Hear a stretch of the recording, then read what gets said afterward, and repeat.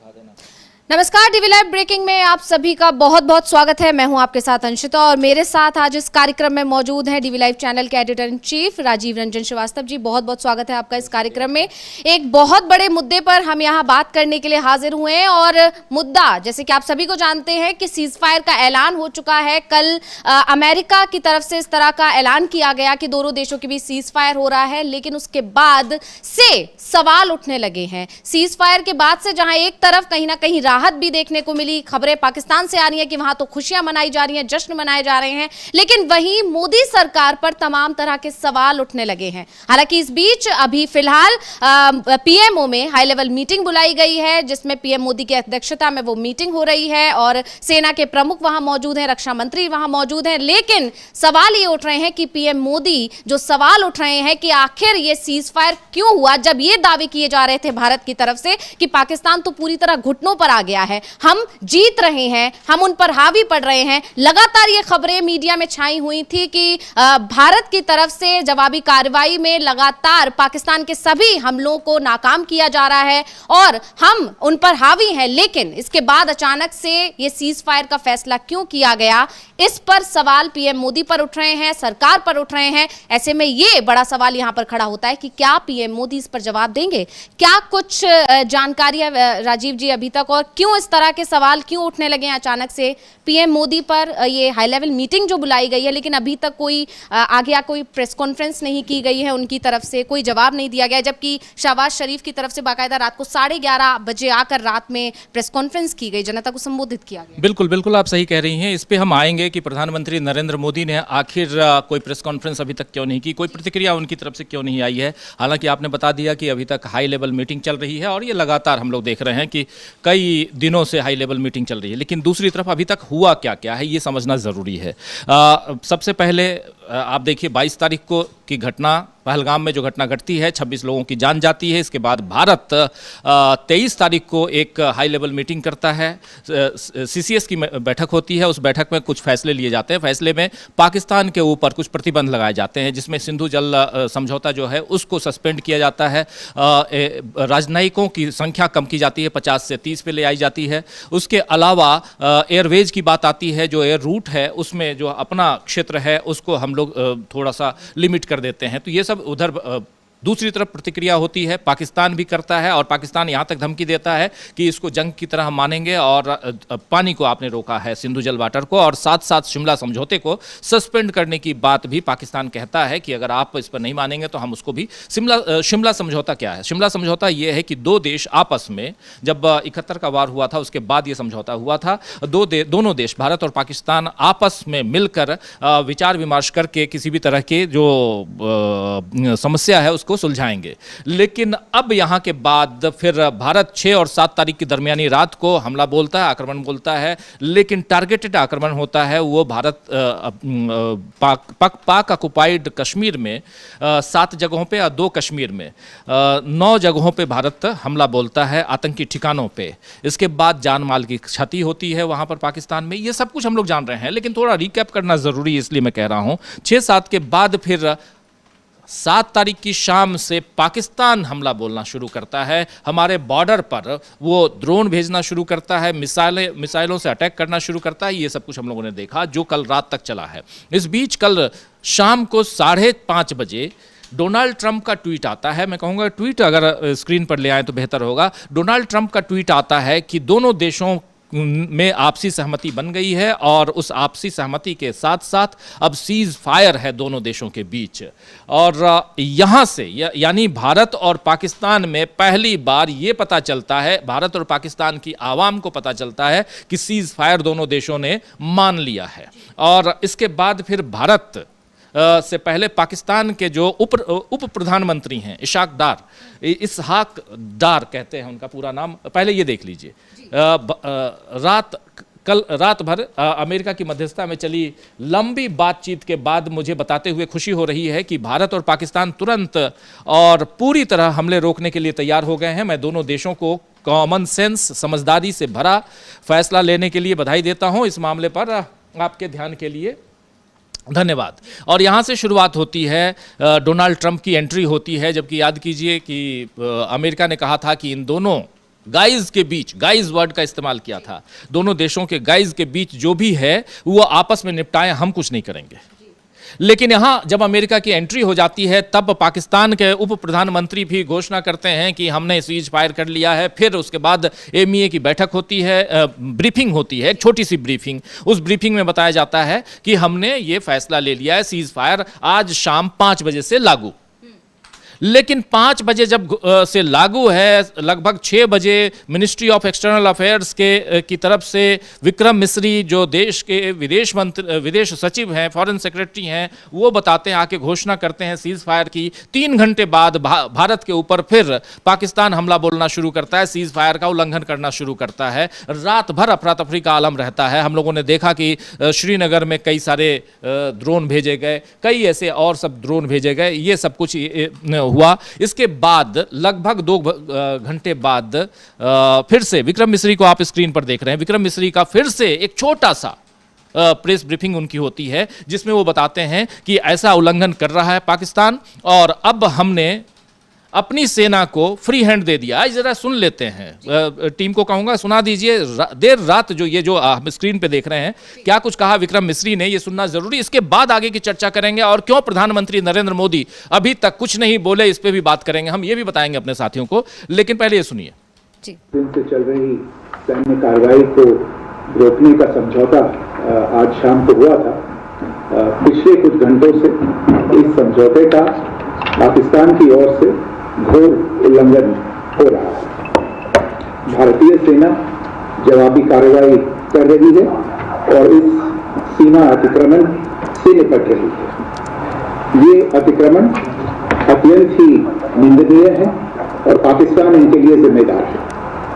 हमारा मानना है कि पाकिस्तान इस स्थिति को ठीक से समझे और इस अतिक्रमण को रोकने के लिए तुरंत उचित कार्रवाई करे।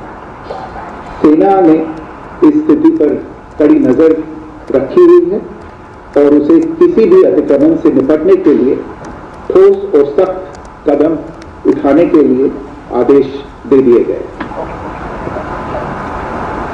Good evening. For the last few hours, तो अभी हम विक्रम मिस्री को सुन रहे थे, तो जिस तरह से ये रात को आकर उनको दोबारा से प्रेस कॉन्फ्रेंस करनी पड़ी और मतलब कहीं ना कहीं दिख रहा है कि उल्लंघन भले ही पाकिस्तान ने किया है, बट इधर से अभी फ्री हैंड देने की बात जरूर की गई है, बट बहुत ज्यादा एक्टिवनेस इस बार नहीं। ये रात की घटना है, रात की घटना है। इसके बाद और डेवलपमेंट है। इसके बाद की डेवलपमेंट ये है कि जब सीज फायर का उल्लंघन पाकिस्तान की तरफ से हुआ, उसके बाद विक्रम मिस्री आते हैं, विदेश सचिव, अभी आपने सुन लिया, और वो कहते हैं कि हमने सेना को अब फ्री हैंड दे दिया है, सेना अपनी कार्रवाई करने के लिए स्वतंत्र है, फ्री है, आजाद है। तो दूसरी तरफ वहां पाकिस्तान में भी घटनाक्रम काफी तेजी से बदल रहा था। पाकिस्तान के प्रधानमंत्री शहबाज शरीफ वो आते हैं, मीडिया को संबोधित करते हैं, लंबा चौड़ा भाषण देते हैं। पाकिस्तान के प्रधानमंत्री इस भाषण में इस जंग को जीतने का ऐलान करते हैं।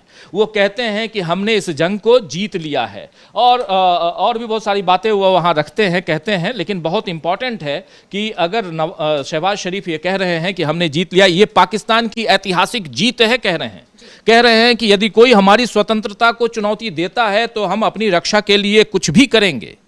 और इसके साथ साथ पाकिस्तान के खिलाफ लगाए जा रहे सारे आरोप निराधार हैं और हम इसकी जांच चाहते हैं। दरअसल वो कह रहे थे कि पहलगाम का जो मसला आया सामने, उसके बाद हमने भारत को कहा था, भारत सरकार को, कि हम इसकी जांच के लिए तैयार हैं, लेकिन भारत सरकार ने हमारी बात नहीं सुनी और वो हमारे ऊपर अटैक कर बैठे, ये उनका कहना है। इसके साथ साथ शहबाज शरीफ ने भारत कह के, उससे पहले वो दुश्मनों ने हमारे ऊपर हमला किया, दुश्मनों ने ऐसा किया, दुश्मनों ने वैसा किया।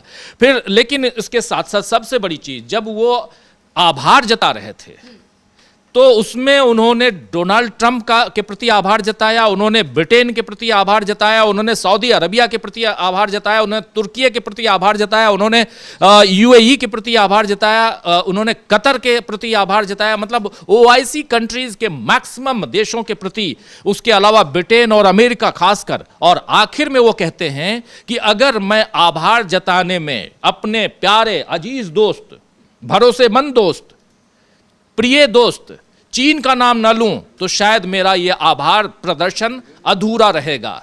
और चीन मेरे सामने दीवार की तरह हमारे साथ खड़ा रहा, जो दुश्मन को किसी भी वक्त मजा चखाने के लिए, उससे मुकाबला करने के लिए हमारा साथ देते हुए नजर आता है। ये बात कहना और इससे एक मैसेज देना भारत को, ये बहुत बड़ी बात है। इसके बाद से राहुल गांधी का वो पुराना वायरल हो रहा है वीडियो, जिसमें राहुल गांधी संसद के अंदर कह रहे थे कि आपने अपनी डिप्लोमेटिक गलतियों के कारण, नरेंद्र मोदी जी आपकी सरकार ने डिप्लोमेटिक गलतियों के कारण आपने चीन और पाकिस्तान को एक साथ ला दिया है, उनकी दोस्ती को मजबूत कर दिया है। ये आने वाले समय में आपके लिए घाटा होगा। और यही यहां पर दिखाई दे रहा है कि खुले तौर पर कल इस जंग को जीतने का ऐलान उधर पाकिस्तान के प्रधानमंत्री करते हैं। अंशिता, पाकिस्तान के प्रधानमंत्री शहबाज शरीफ का यह कहना कहीं ना कहीं भारत के लिए दुखदाई है। लेकिन भारत के दो पूर्व सेनाध्यक्षों की बात यहां जानना बहुत जरूरी है, और एक उसमें वीपी मलिक हैं और दूसरा हैं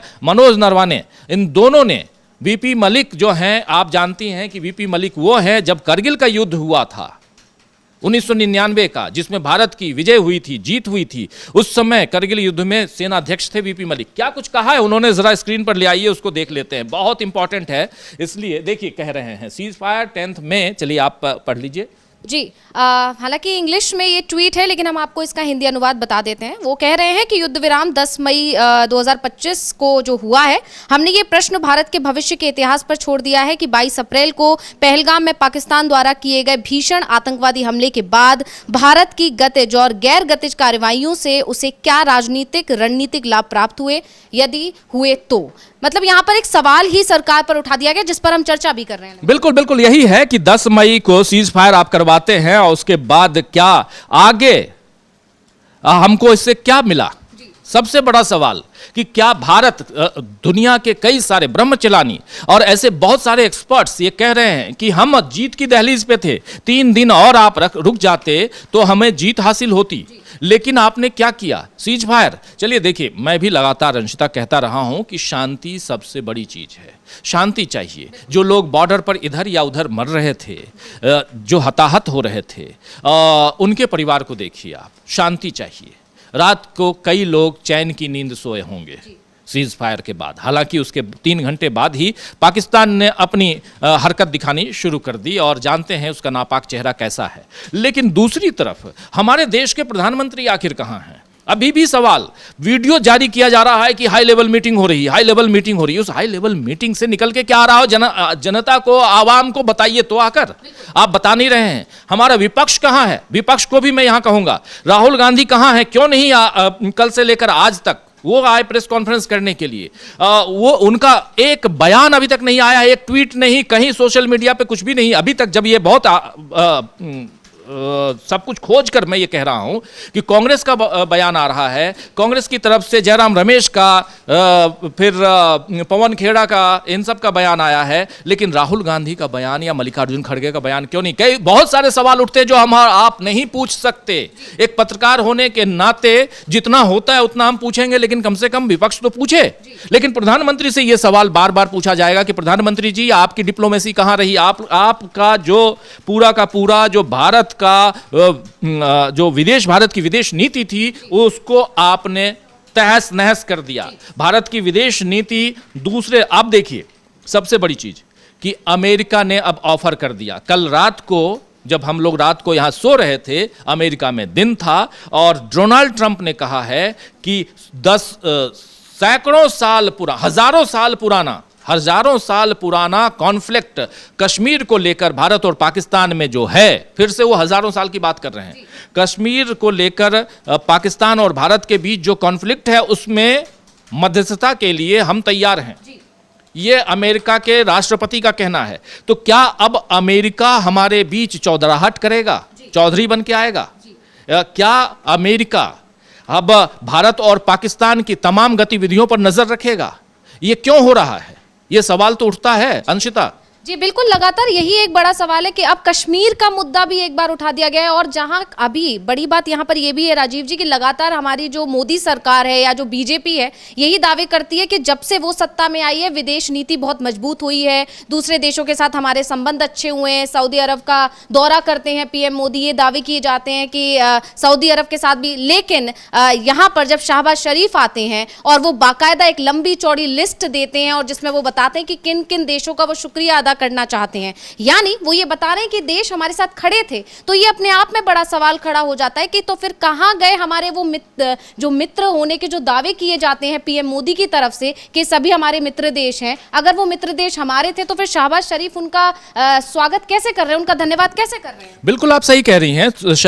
शहबाज शरीफ ने कल जो बातें कही हैं उसको गौर से सुनिए। मैं तो सुना, उनके पूरे भाषण को सुना हूं और उनके भाषण के छोटे छोटे अंश आपके सामने रख रहा हूं। वो सीधे कह रहे हैं हमने इस जंग को जीत लिया है। उनके पाकिस्तान में मिठाइयां बट रही हैं, हमारे देश में क्या हो रहा है? हमारे देश के प्रधानमंत्री सो रहे थे क्या? सवाल तो पूछा जाएगा कि प्रधानमंत्री जी अभी तक आपने कुछ नहीं बोला। आप पोप नियुक्त होते हैं, नए पोप बनते हैं वेटिकन सिटी में, तो उस पर आप बधाई देते हैं, लेकिन आप यहां नहीं बताते कि हमारा पाकिस्तान के साथ में क्या चल रहा है। यहां लोग मारे जा रहे हैं, आप नहीं बता रहे हैं। और सीज फायर की जानकारी आप अमेरिका के थ्रू देते हैं देश को। आप कहां हैं? अभी तक तो आप 56 इंच की बात करते थे, अभी तक आप कहते थे कि एक अकेला सब पर भारी, इसी संसद में खड़े होके सीना ठोकते थे आप, लेकिन अब कहां हैं? ये सवाल पूछ रही जनता। ये एक पत्रकार होने के नाते मैं नहीं पूछ रहा हूं, जनता की आवाज बता रहा हूं, पहुंचा रहा हूं नरेंद्र मोदी के पास कि आखिर आप कहां हैं। अभी भी आपने देश को संबोधित नहीं किया, आप सिर्फ हाई लेवल मीटिंग कर रहे हैं। सीज फायर के बाद भी पाकिस्तान ने सीज फायर का उल्लंघन क्यों किया, यह सवाल पीएम से पूछा जाना चाहिए। क्यों मिनिस्ट्री ऑफ एक्सटर्नल अफेयर्स के विदेश सचिव को आना पड़ा रात को 11 बजे और आकर प्रेस ब्रीफिंग 2 मिनट की करनी पड़ी कि अब हमने, चूंकि उसने उल्लंघन कर दिया है पाकिस्तान ने सीज फायर का, कल आखिर उमर अब्दुल्ला ने क्या लिखा, what the hell is going. ये उमर अब्दुल्ला मुख्यमंत्री जम्मू कश्मीर के वो लिख रहे हैं कि सीज फायर के बाद भी ये क्या हो रहा है। ये अगर कह रहे हैं तो इसका मतलब है कि हम कमजोर पड़ गए हैं। देश कमजोर ना पड़े इसलिए तो एक मजबूत सरकार आई थी जो कहा जा रहा था। अब इसके बाद आप इंदिरा गांधी का नाम ले रहे हैं, इंदिरा गांधी का जो नाम ले रहा है उसको आप ट्रोल कर रहे हैं। और आप इंदिरा बनने चले थे, आप इंदिरा बनने चले थे, फिर आप एक वीडियो कल जारी करते हैं। उस वीडियो में आपने देख लिया, ये वीडियो प्रधानमंत्री नहीं लेकिन प्रधानमंत्री की जो पार्टी है बीजेपी, उसके ट्विटर हैंडल से जारी किया गया है। उस वीडियो में साफ साफ 1971 से लेकर 26/11 तक आप पूरे, आपकी जो ट्रोल आर्मी है वो लग गई पिछली सरकारों को, विपक्ष को कोसने में। लेकिन आज की सरकार क्या कर रही है, सवाल कौन, इसका जवाब कौन देगा? क्यों नहीं इस सवाल का जवाब कि सीज फायर आखिर किस बिना पे, सीज फायर के पीछे जितने सवाल हैं उन सवालों का जवाब कौन देगा? अंशिता, ये सवाल क्या मोदी जवाब देंगे? यही हम लिख भी रहे हैं। बिल्कुल, और सवाल पूछे जा रहे हैं और कुछ विपक्षी नेताओं की तरफ से भी लगातार सवाल उठ रहे हैं। मनोज नरवणे का भी बाकायदा ट्वीट आया, उन्होंने भी सवाल उठाया है और सभी का सवाल यही है कि जब मनोज नरवणे जो हैं वो अभी 2019 से 2022 तक सेना अध्यक्ष थे, वो भी सवाल उठा रहे। क्या सवाल उठा रहे, जरा स्क्रीन पे ले आइए, वो भी सवाल। जी बिल्कुल, हम आपको बता देते हैं। नरवणे का कहना है कि आज शाम 6 बजे से जमीन, समुद्र और हवा में सैन्य अभियानों का बंद होना एक बहुत ही स्वागत योग्य घटनाक्रम है। हालांकि हमें स्थायी और दीर्घकालिक समाधान तक पहुंचने के लिए अन्य मोर्चों पर दबाव बनाए रखना चाहिए। हम घटना आधारित प्रतिक्रिया नहीं कर सकते हैं और आतंकी हमलों में जान नहीं गंवा सकते। ये तीसरा हमला है, भविष्य में कोई और मौका नहीं है। इन्होंने भी अपने ट्वीट के जरिए कहीं ना कहीं सवाल ही खड़े कर दिए हैं सरकार। बिल्कुल बिल्कुल लिख रहे हैं, this is strike 3, no more chances in future.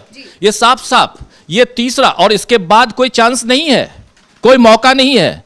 आपने मौका गंवा दिया, आपके पास समय था, आप कम से कम ये तो कहते। लेकिन कई सारे सवाल इसके बाद खड़े होते हैं। पहलगाम के हमलावर कहां हैं अंशिता, ये सवाल पूछा जाएगा। वो 26 परिवार, ऑपरेशन सिंदूर, बहुत अच्छी बात है, आपने अच्छा नाम चुन लिया। महिलाओं के बीच पैठ पहुंचाने के लिए, पकड़ने के लिए आप सोफिया कुरैशी को ले आए, आप व्योमिका सिंह को ले आए, लेकिन क्या इससे देश सुरक्षित है? आज दुनिया भर के लोग, दुनिया भर के देशों का जिक्र करके शहबाज शरीफ इस भारत और पाकिस्तान के बीच के इस कॉन्फ्लिक्ट में अपने आप को ऊपर दिखा रहे हैं। क्या हमारे देश का मनोबल डाउन नहीं होगा इससे? क्या हमारे देश की सेना का मनोबल डाउन नहीं होगा इससे? सेना अपने दम पर अपनी शहादतों के साथ देश की सुरक्षा करती है। क्या सेना को यह सवाल पूछा जाएगा कि सेना को इस सीज फायर के लिए कॉन्फिडेंस में लिया गया था? यह सवाल पूछा जाएगा कि क्या सेना को कॉन्फिडेंस में लिया गया, या यह काम ऑलरेडी उधर कह दिया डोनाल्ड ट्रंप ने कि भाई सीज फायर, अब आप तुम दोनों चुप हो जाओ, सीज फायर मैंने कह दिया, घोषणा कर दी। अगर यह भी है तो फिर क्यों है? दूसरी चीज, क्या फिर हमारी सार्वभौमिकता, हमारी संप्रभुता, वो सब कहां है? हम जिस संप्रभुता की बात करते हैं वो कहां है? और यह सवाल पूछा जाएगा, बार बार पूछा जाएगा। नरेंद्र मोदी की सरकार है, उनसे पूछा जाएगा। किसी और की सरकार होती तो उनसे पूछा जाता। आज बहुत दुख है, बहुत तकलीफ है कि यह सवाल हम अपनी सरकार से पूछ रहे हैं कि पाकिस्तान के आगे अगर लोग कह रहे हैं कि भारत ने घुटने टेक दिए, दुनिया दूसरे देशों के अखबारों में जो छपा है उसको आप देख लीजिए। अगर कह रहे हैं, पाकिस्तान में बैठा पत्रकार कह रहा है, और हमारे देश में क्या चल रहा था उस समय? हमारे देश में एक दिन पहले का देखिए आप, हमने कराची पर हमला कर दिया। हमने कराची को कल सुबह की चाय कराची में, परसों सुबह की चाय इस्लामाबाद में, हम यही पी रहे थे, यही कर रहे थे। सवाल है, कई सारे सवाल है। तमाम तरह की ऐसी खबरें आई थी उस दौरान कि इस्लामाबाद पर कब्जा हो गया है, 9 जगह हैं जो पाकिस्तान के नक्शे से गायब हो गई हैं। इस तरह के दावे जब हम कर रहे थे तो फिर ये क्यों हुआ कि हमने सीज फायर के लिए हामी भर दी? ये बड़ा सवाल यहाँ पर खड़ा होता है। और इस सब के बीच में कपिल सिब्बल का भी एक बड़ा बयान आया है, पहले उसको सुनते हैं, क्या कुछ कह रहे हैं वो, इस पर आगे चर्चा करेंगे।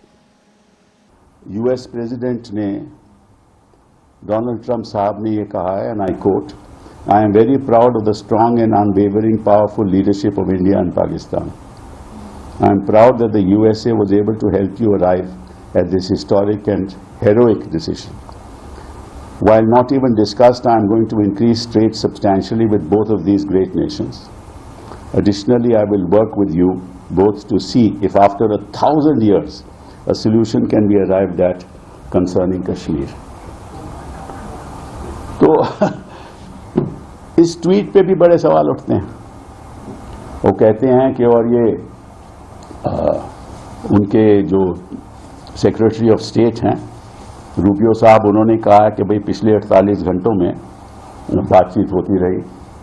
डोनाल्ड ट्रंप ने भी यही कहा है और वाइस प्रेसिडेंट वेंस ने भी उसको दोहराया है। तो हुआ क्या, कैसे हुआ, क्यों हुआ, क्या बातचीत हुई, इसके बारे में तो कोई चर्चा है नहीं, हमें मालूम नहीं है। ये भी कहते हैं कि थर्ड पार्टी में एक न्यूट्रल जगह पे एनएसए मिलेंगे, उनका एनएसए और हमारे एनएसए साहब वहाँ मिलेंगे, ग्लोबल साहब। और उधर जो वैंग यी हैं, जो चाइना के फॉरेन मिनिस्टर हैं, उन्होंने भी बात की हिंदुस्तान से कि यहाँ मतलब के जो, क्योंकि सिचुएशन नहीं है ना कि दोनों ही एक न्यूक्लियर देश हैं, तो कोई अंतर्राष्ट्रीय स्तर पर नहीं चाहता कि कोई युद्ध ऐसा हो। मुझे याद है इनफैक्ट 2022 में जब प्रधानमंत्री जी पुतिन साहब को मिले, उन्होंने कहा कि इस युद्ध के दौर में कोई जंग नहीं हो सकता। तो ये तो प्रधानमंत्री भी जानते थे कि युद्ध में के दौर में कोई जंग नहीं हो सकता। तो फिर उस पर भी सवाल उठेंगे। तो हम आज कोई आलोचना नहीं करेंगे क्योंकि ये वक्त आलोचना का नहीं है। हम इतना ही कहेंगे कि आप स्पेशल सेशन बुलाइए, हम इतना ही कहेंगे कि स्पेशल एक ऑल पार्टी मीटिंग बुलाइए। और मैं राजनीतिक दलों से मैं सलाह तो दे नहीं सकता, बट इतना कहना चाहता हूं कि जब तक सरकार ये आश्वासन नहीं दे कि प्रधानमंत्री जी उस ऑल पार्टी मीटिंग में शामिल नहीं होंगे, तब तक आपको उस मीटिंग में हिस्सा नहीं लेना चाहिए। क्योंकि ये प्रधानमंत्री जी हैं, इतना बड़ा जुल्म हुआ है, हमारे मासूम लोग मारे गए, और प्रधानमंत्री जी उस बैठक में पहले नहीं बैठे और अब भी नहीं बैठेंगे, तो लगता है कि उनको जवाब देने की कोई जरूरत ही नहीं है। और मैं आश्वासन इतने कॉन्फिडेंस से कह सकता हूं कि अगर डॉक्टर मनमोहन सिंह जी इस समय प्रधानमंत्री होते तो वो हर जगह में, हर ऑल पार्टी मीटिंग में भी होते, स्पेशल सेशन भी बुलाया जाता, सबके साथ बातचीत होती। तो इन्हीं शब्दों तो यहाँ पर कपिल सिब्बल का कहना है कि अगर ये हालात और ऐसी सर्वदलीय बैठक मनमोहन सिंह के कार्यकाल के दौरान बुलाई गई होती तो वो उस बैठक में जरूर मौजूद रहे होते। ऐसे में अगर कोई सर्वदलीय बैठक अब बुलाई जाती, पहली बात तो बुलानी चाहिए, उन्होंने ये साफ कहा है, और अगर बुलाई जाती है तो तब तक उसमें कोई और राजनीतिक दल शामिल ना हो, जब तक ये क्लैरिटी ना मिले, जब तक इसका विश्वास ना दिया जाए कि उस मीटिंग में पीएम मोदी भी मौजूद रहेंगे। क्योंकि इससे पहले जो सर्वदलीय बैठक बुलाई गई थी उसमें पीएम मोदी मौजूद नहीं रहे थे, जबकि उस दिन वो बिहार में अपना चुनावी रैली कर रहे थे। बिल्कुल नहीं, उसके बाद भी सर्वदलीय बैठक 2 बार बुलाई गई है और एक में भी प्रधानमंत्री नहीं रहे। चलिए, आप बहुत व्यस्त हैं, आप उस सर्वदलीय बैठक में नहीं आए, चलिए मान लिया, पहली में नहीं आए, आप दूसरी में भी नहीं आए, और इसके अलावा इस मसले पे आपने अभी तक देश की आवाम को कुछ नहीं कहा, देश को संबोधित नहीं किया। ये कौन सी राजनीति है? देश युद्ध की कगार पे है, बॉर्डर एरिया में सायरन बज रहे हैं, अफरा तफरी का माहौल है, रोज रात को बिल्कुल ब्लैकआउट किया जा रहा है, और आप कुछ नहीं कह रहे हैं। ये सवाल नहीं पूछा जाएगा, ये पूछा जाएगा, यही विपक्ष पूछ रहा है। कपिल सिब्बल यही तो कह रहे थे कि मनमोहन सिंह अगर होते तो मनमोहन सिंह सर्वदलीय बैठक में भी आते, मनमोहन सिंह इन तमाम मसलों पे देश की जनता को बताते भी, और पूर्ववर्ती जो प्रधानमंत्री हैं, चाहे मनमोहन सिंह को छोड़िए, बीजेपी के ही प्रधानमंत्री थे ना अटल बिहारी वाजपेयी। करगिल के युद्ध के समय अटल बिहारी वाजपेयी की सरकार थी जी। उस समय भी देश को उन्होंने संबोधित भी किया और देश को एकजुट रखने में उन्होंने काफी अपना योगदान दिया। लेकिन आज क्या हो रहा है, ये सवाल तो नरेंद्र मोदी से पूछा जाएगा, बार बार पूछा जाएगा। कांग्रेस सवाल कर रही है, कांग्रेस कह रही है, जैसे इन्होंने कहा सर्वदलीय बैठक बुलाइए, कांग्रेस बार बार कह रही है। शायद कोई ट्वीट भी है कांग्रेस का, वो ट्वीट भी हम अगर दिखा दें तो बेहतर। बिल्कुल, जयराम रमेश का ट्वीट आया है और उसमें उन्होंने कई मुद्दे उठाए हैं, कई बातें कही। हम चाहेंगे जयराम रमेश का ट्वीट हम आपको पढ़कर सुना दें।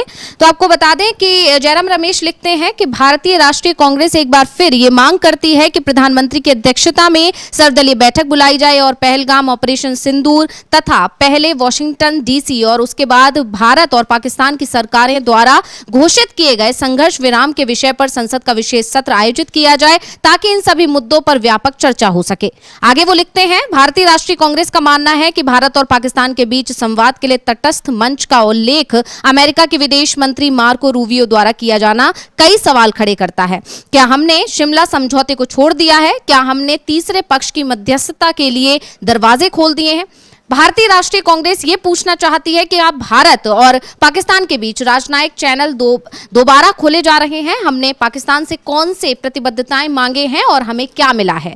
भारतीय राष्ट्रीय कांग्रेस देश के 2 पूर्व सेनाध्यक्षों द्वारा इस पूरी स्थिति को लेकर कल शाम को किए टिप्पणियों की ओर ध्यान दिलाना चाहती है। इन टिप्पणियों के मद्देनजर प्रधानमंत्री को स्वयं जवाब देना चाहिए। अंत में भारतीय राष्ट्रीय कांग्रेस मानती है कि इस समय देश का इंदिरा गांधी जी की असाधारण साहसिक और दृढ़ नेतृत्व क्षमता को याद करना स्वाभाविक है, जैसा कि उन्होंने 1971 में प्रदर्शित किया था। यानी साफ साफ उन्होंने दोनों जो पूर्व सेनाध्यक्ष हैं उनके बयानों पर भी यहां पर गौर करने के लिए कहा है कि जो मुद्दे उन्होंने उठाए हैं इस पर पीएम मोदी को जवाब देना चाहिए। इसके साथ ही उन्होंने कई सवाल पूछे कि अगर ये सीज फायर हुआ है तो इसके लिए भारत की तरफ से क्या शर्तें रखी गई हैं, किन मुद्दों के आधार पर सीज फायर के लिए राजी हुआ भारत।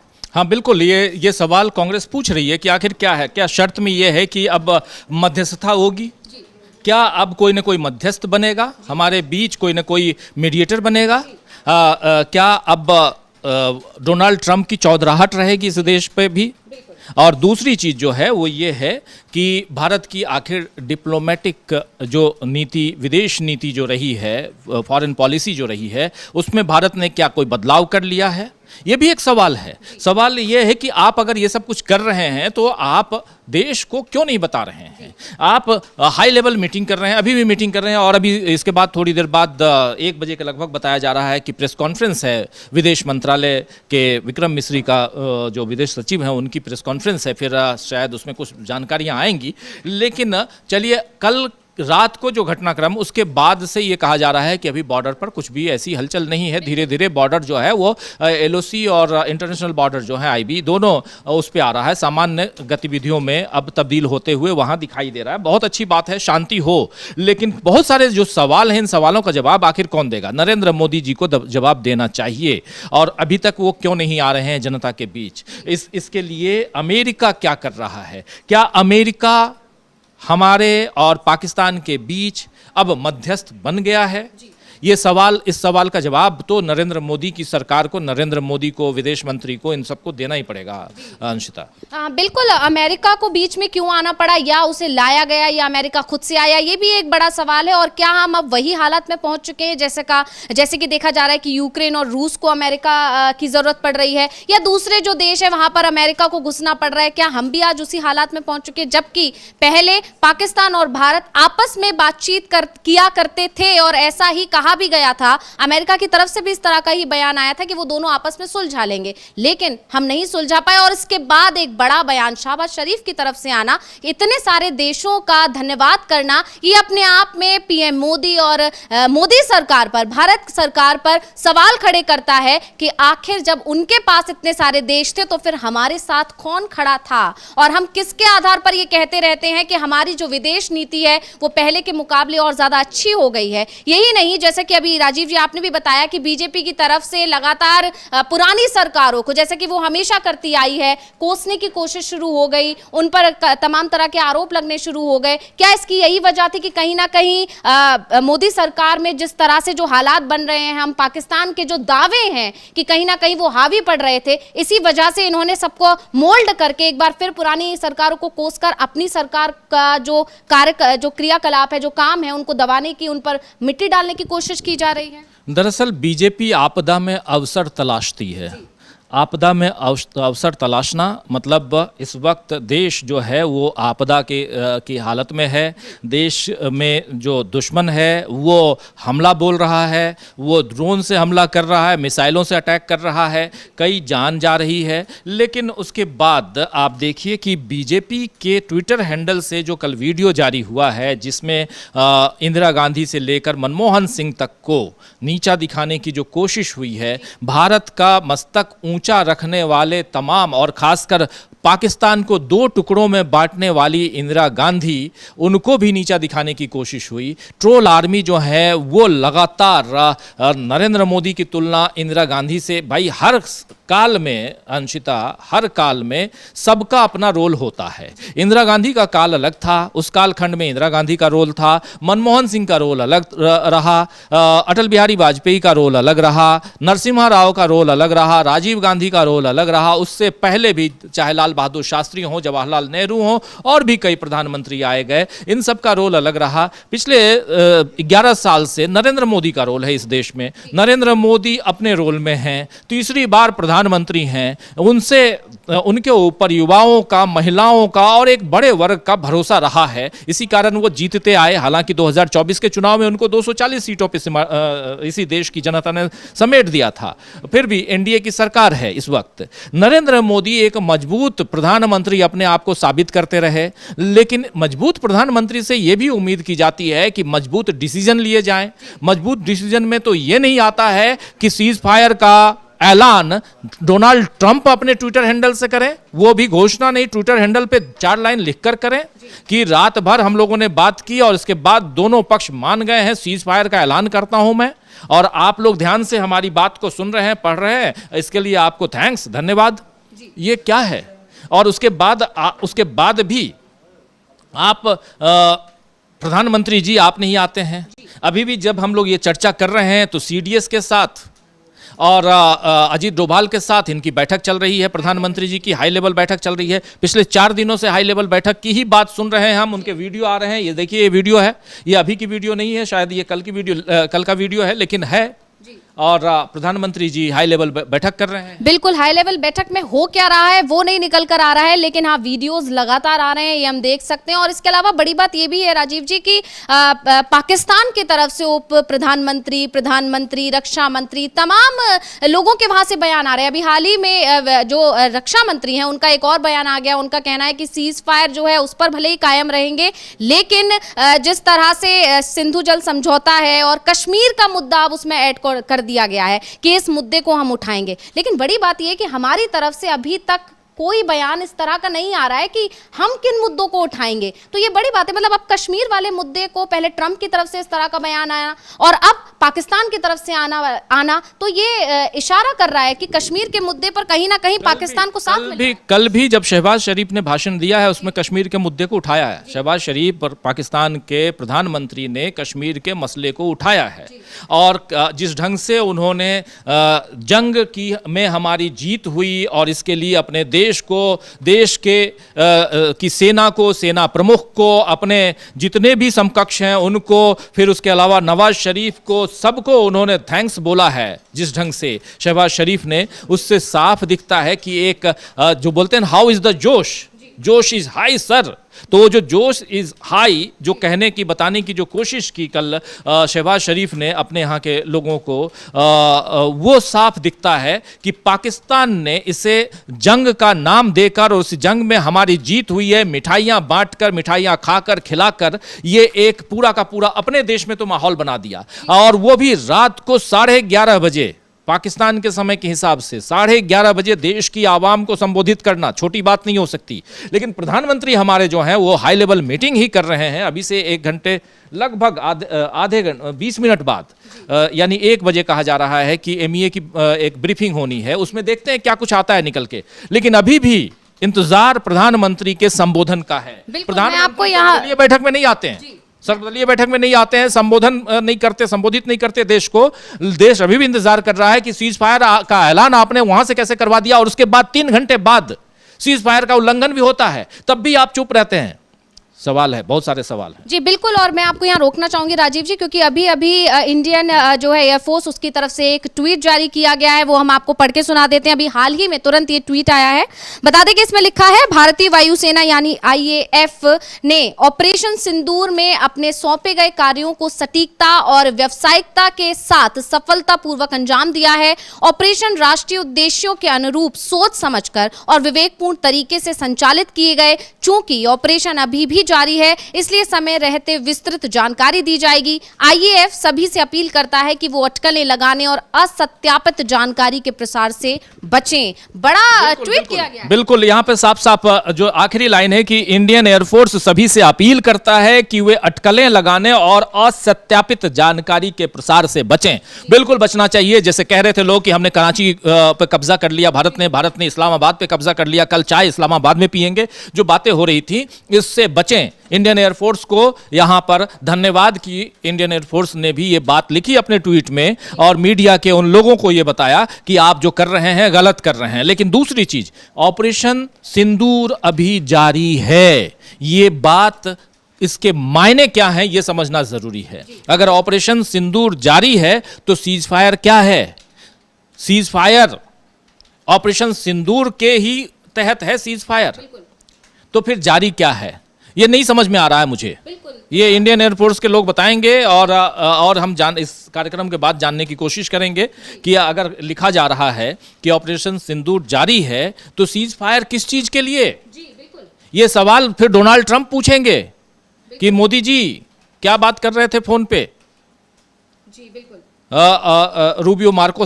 मार्को रूबियो जो उनके विदेश मंत्री हैं, या आप JD वेंस से आपने क्या बात की रात भर? जब JD वेंस ने इधर प्रधानमंत्री से, उधर के प्रधानमंत्री से बात की है, JD वेंस 2 दिन पहले कह रहे हैं, JD वेंस मतलब उपराष्ट्रपति अमेरिका के, वो कह रहे हैं कि ये दोनों गाइज जो हैं, दोनों गाइज ये आपस में तय कर लें, अमेरिका इसमें कोई मध्यस्थता नहीं करेगा। और उसके बाद आप दूसरे दिन अचानक उनके बड़े वाले जो गाइज हैं, यानी कि राष्ट्रपति जी आकर ट्वीट कर देते हैं कि दोनों में हमने मध्यस्थता कर दी, दोनों को कह दिया है शांत रहिए, सीज फायर। जी बिल्कुल, मतलब मैंने समझा दिया है दोनों को, अब जरा शांति से बैठ जाओ। शांति से बैठ जाओ। और हमारा इंडियन एयरफोर्स हमारी कह रही है कि हमने सीज फायर नहीं किया है। तो यहाँ पर फिर से बहुत सारे सवाल खड़े हो रहे हैं। फिर से इस कार्यक्रम के दौरान ही फिर से सवाल खड़े हो रहे हैं कि आखिर सीज फायर नहीं है क्या? अगर नहीं है तो वो खुले तौर पे कह दीजिए। आगे क्या रणनीति, फिर हम भी उसी हिसाब से हम भी आलोचना करना बंद कर देंगे नरेंद्र मोदी जी की। नरेंद्र मोदी आए, सर्वदलीय बैठक कर लें, नरेंद्र मोदी आए, देश को संबोधित कर दें, जितने सवाल हैं उन सवालों का जवाब दे दें, तो फिर हम आलोचना क्यों करेंगे। लेकिन अगर नहीं देते हैं और फिर ट्विटर हैंडल पे उसके बाद देश के अलग अलग कोनों में होर्डिंग लगाकर नरेंद्र मोदी को सैनिक वेशभूषा में दिखाया जाएगा और कहा जाएगा कि यही हैं 56 इंच वाले, तो फिर हमारी सेना क्या कर रही है? सवाल तो उठता है ना कि नरेंद्र मोदी देश के प्रधानमंत्री, उनको प्रधानमंत्री रहने दो भाई। उनको सैनिक, तीनों सेना के प्रमुख मत बनाओ। तीनों सेना के प्रमुख जो है सीडीएस, उनके ऊपर राष्ट्रपति हैं। राष्ट्रपति और तीनों सेना के बीच अब सीडीएस हैं, तो उनको रहने दो। राष्ट्रपति की भूमिका में भी मत आ जाओ आप पॉलिटिकल जो राजनीतिक लड़ाई आप देश के विपक्षी नेताओं से लड़ रहे हैं उसको रहने दीजिए। अभी वहां पे देश अभी आपदा में है, इसमें अवसर तलाशने की कोशिश मत कीजिए। ये बीजेपी के भाई हमारे जो हैं, जो लगातार ट्विटर हैंडल पे ट्वीट कर रहे हैं और बहुत ऐसी जानकारियां, जो फॉल्स जानकारियां, फेक जानकारियां वो दे रहे हैं, तो फिर सवाल उठेंगे अंशिता। जी बिल्कुल, और कहीं ना कहीं जो अभी हमने एयरफोर्स का जो ट्वीट पढ़ा, इंडियन एयरफोर्स का, उसने भी इस पर ये गौर किया ही है कि इस तरह की जो फैलाई जा रही हैं चर्चाएं उस पर ज्यादा गौर ना करें। और बड़ी बात जो वहां कही गई कि अभी भी ऑपरेशन सिंदूर जारी है, तो फिर जो जो हमारे विदेश सचिव हैं उनकी तरफ से, विक्रम मिस्री, उनकी तरफ से फिर कल शाम को कल रात में आकर ये ऐलान क्यों किया गया था कि सीज फायर हो गया है।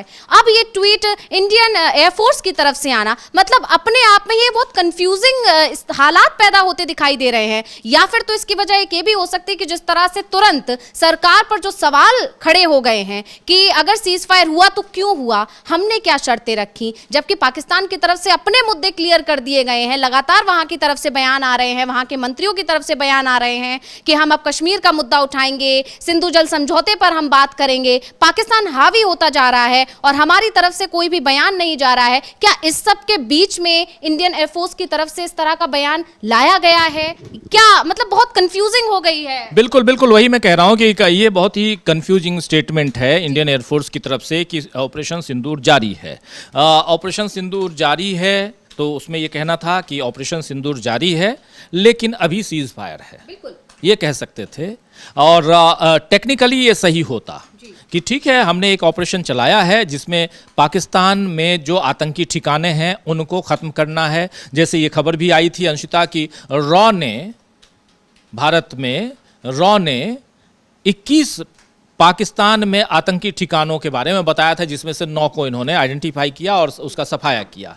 अभी बचे हुए जितने भी हैं 12 ठिकाने, और उन ठिकानों का भी जल्दी से पाकिस्तान से सफाया हम करेंगे। उसके लिए अभी ऑपरेशन सिंदूर जारी है। पाकिस्तान के प्रधानमंत्री कहते हैं कि हम उनका साथ देने के लिए तैयार हैं। कल जो उन्होंने भाषण दिया तो उन्होंने, शहबाज शरीफ ने, उन्होंने साफ साफ कहा कि हमने तो जांच के लिए अपनी तरफ से पहल करने की कोशिश की थी। हमने कहा था कि आपके हर जांच में, आप जैसी जांच चाहते हैं वैसी जांच में हम आपकी मदद करेंगे। लेकिन भारत ने हमारी मांग ठुकरा दी, हमारी बात नहीं मानी और भारत ने रात में छुप के आके हमारे ऊपर हमला बोल दिया, आक्रमण कर दिया और हमने बचाव में उनके कई लोगों को हताहत किया है, तबाह कर दिया है। वो इसके दावे भी कर रहे हैं, वो विजुअल्स दिखा रहे हैं। पाकिस्तान का मीडिया और उसको हमने अपने यहाँ बैन कर रखा है, बहुत अच्छी बात है, लेकिन जानकारी तो पुख्ता आनी चाहिए। ये जानकारी कौन देगा? ये जानकारी प्रधानमंत्री देंगे। प्रधानमंत्री अभी तक चुप हैं और इसलिए इंडियन एयरफोर्स की जो ये बात है कि अभी भी ऑपरेशन सिंदूर जारी है, तो इसको भी क्लेरिफाई करना चाहिए कि आप ऑपरेशन सिंदूर जारी है तो कहां कर रहे हैं आप? या तो आप कहिए कि ऑपरेशन सिंदूर पे ही सीज फायर है। मुझे जो लगता है टेक्निकली वही है, लेकिन ये लिखा हुआ नहीं है, इसलिए इस पे विश्लेषण हमारा करना हक बनता है। जी बिल्कुल, बड़ा सवाल तो है ही कि जब पाकिस्तान की तरफ से लगातार ये आरोप लगाए जा रहे हैं भारत पर कि वो तो हर तरह से राजी था, हर चीज पर मान रहा था। साफ तौर पर पाकिस्तान की तरफ से ये कहा गया था कि पहलगाम में जो भी घटना हुई है, जो भी आतंकी हमला हुआ है, उस पर आपको जो जांच करवानी है, जो कानूनी प्रक्रिया आपको करनी है, उसमें हम आपका साथ देंगे। लेकिन फिर भी भारत की तरफ से हमले किए गए। अब पाकिस्तान की तरफ से इतना बड़ा आरोप लगना और उस हालात में हमारी तरफ से चुप्पी रखना, उस पर कोई जवाब ना आना, जबकि वहां से अगर प्रधानमंत्री ने इस तरह का बोला है तो हमारी तरफ से भी प्रधानमंत्री को पलटवार तो करना चाहिए। ये एक बड़ा सवाल है और पलटवार करने के बजाय हाई लेवल मीटिंग चल रही है। राजीव जी, बिल्कुल हाई लेवल मीटिंग चल रही है। इस बीच राष्ट्रीय जनता दल के यानी राजद के जो नेता हैं मनोज झा, उनका भी बयान आया हुआ है। ज़रा अपनी टीम को कहेंगे कि उनके बयान को सुना दें, और वो भी 3 सवाल पूछ रहे हैं, उन सवालों को भी ज़रा समझने की कोशिश करते हैं।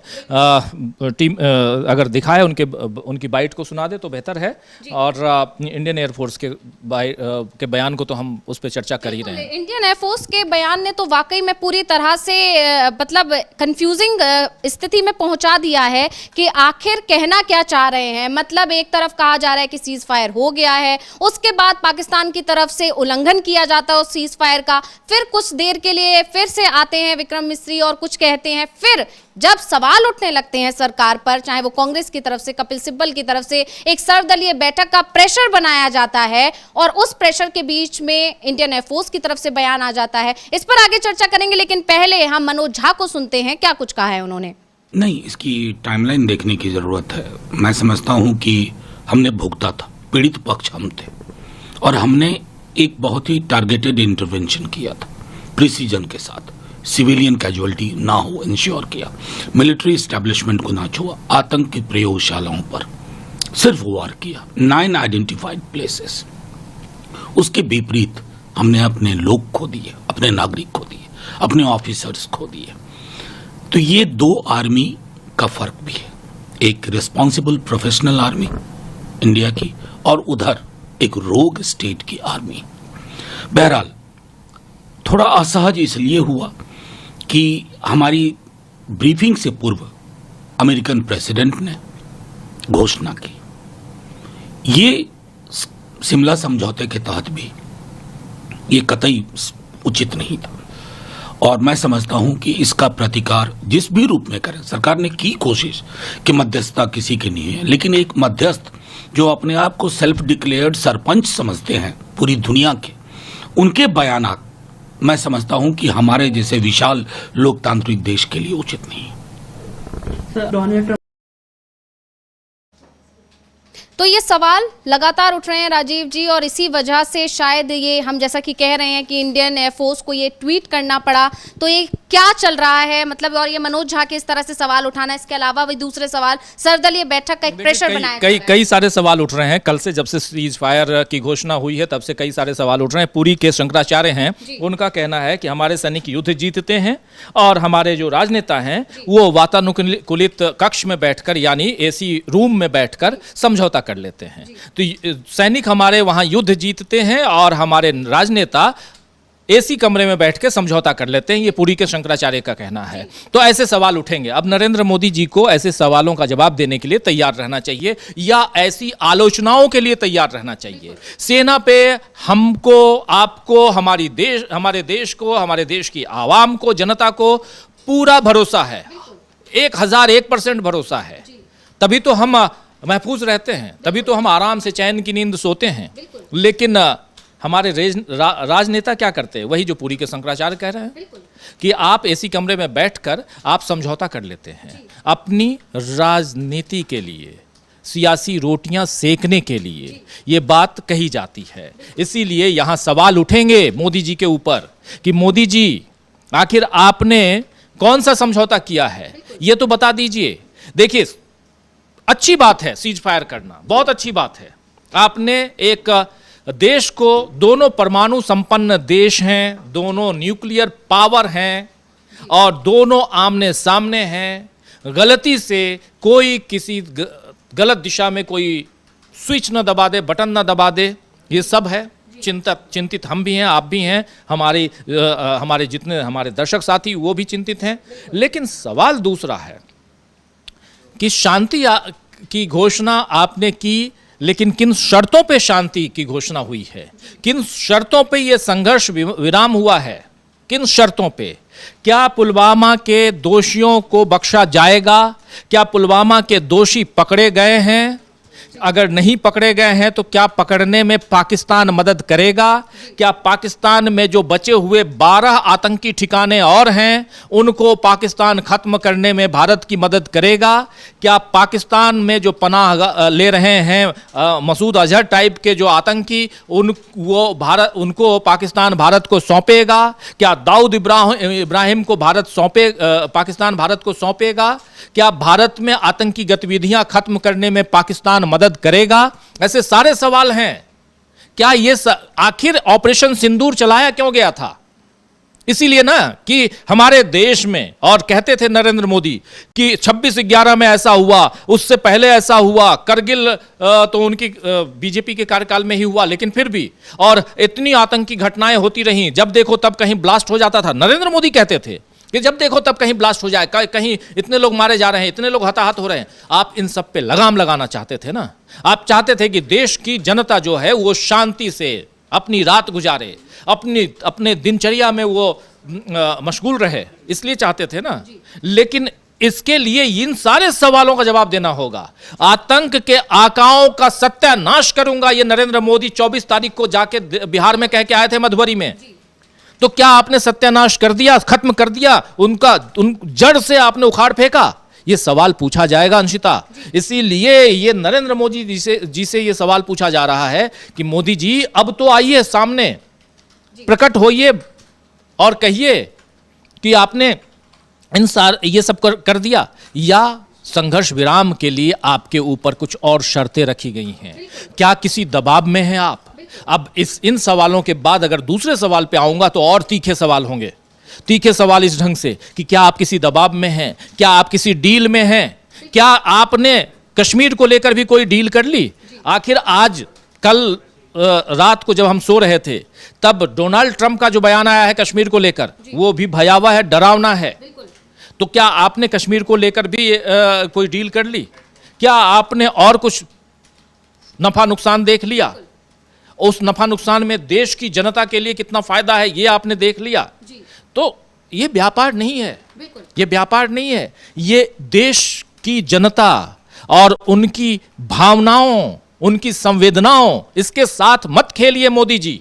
ये सवाल पूछा जाएगा। जी बिल्कुल। और चीन को लेकर तो पहले ही सवाल उठते रहते थे। राहुल गांधी लगातार इस तरह के दावे करते रहे हैं, पूरा विपक्ष ये दावे करता रहा है कि चीन ने हमारी कई मतलब काफ़ी बड़ा हिस्सा हमारा कब्जा लिया है, धीरे धीरे चीन अपना विस्तार कर रहा है। और अब पाकिस्तान के साथ जो संघर्ष चल रहा था उसमें अचानक से ट्रंप का आना और ट्रंप का मध्यस्थता के बारे में कहते हुए सीज फायर का ऐलान करना, ये बताता है कि ट्रंप के कहने पर अगर भारत सरकार इस चीज़ के लिए मानी है तो आखिर क्यों मानी है?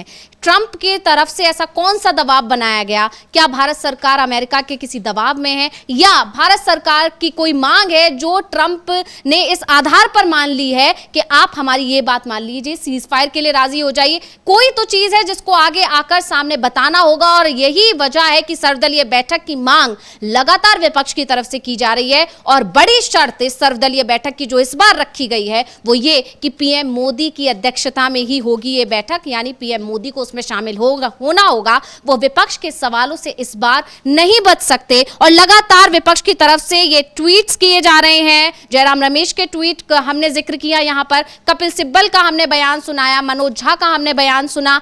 तमाम सवाल हैं सरकार पर, लेकिन पीएम मोदी की तरफ से सिर्फ हाई लेवल मीटिंग्स हो रही हैं। और ये अपने आप में और बड़े सवाल खड़े करता है कि जब वहां के प्रधानमंत्री आगे आकर ये बता सकते हैं कि पाकिस्तान की ऐतिहासिक जीत हुई है, ये अपने आप में बड़ा बयान है। और इसके बाद हमारे प्रधानमंत्री की तरफ से चुप रहना ये बताता है कि कहीं ना कहीं कोई बात है, जिन सवालों के जवाब पीएम मोदी नहीं दे पा रहे। और इसके बीच में पूर्व पुलिस प्रमुख हैं, पद्मश्री प्राप्त करता है प्रकाश सिंह, उनका भी एक ट्वीट आया है। मैं चाहूंगी अपनी टीम से कि उस ट्वीट को हमारी स्क्रीन पर लेकर आए। उन्होंने भी गंभीर सवाल खड़े कर दिए हैं सरकार पर।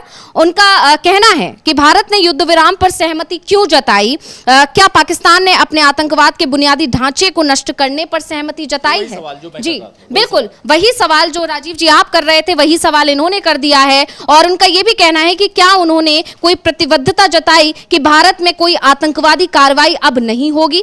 ये निराशाजनक है कि ऑपरेशन सिंदूर को तार्किक निष्कर्ष तक नहीं पहुंचाया गया। बहुत बड़ी बात इन्होंने कही है कि हमने ऑपरेशन सिंदूर को लेकर जिस तरह की चीजें दिखाई, मतलब नाम के सहारे हमने महिलाओं तक पहुंचने की कोशिश की, हमने उनके जो इमोशंस हैं उनको उन तक पहुंचने की कोशिश की। कहीं ना कहीं हर महिला उस ऑपरेशन सिंदूर से कनेक्ट कर पाई जिनके घरों में ये घटना हुई, उन्होंने भी, और जो दूसरी महिलाएं थी वो भी इससे कहीं ना कहीं इमोशनली कनेक्ट हुई। देश की जनता जी पूरी, नाम कुछ भी रखिए, ऑपरेशन सिंदूर रखिए या मंगलसूत्र रख लीजिए या कुछ भी रख लीजिए, बात नाम की नहीं है, बात जो है ऑपरेशन की है। आप उस ऑपरेशन में कहां तक आगे बढ़े। लिख रहे हैं, देखिए प्रकाश सिंह जी लिख रहे हैं, disappointing that operation Sindoor was not pursued to logical conclusion. ये साफ साफ डिसअपॉइंटिंग, ये बिल्कुल डिसअपॉइंटिंग है कि कंक्लूजन तक नहीं पहुंचा है।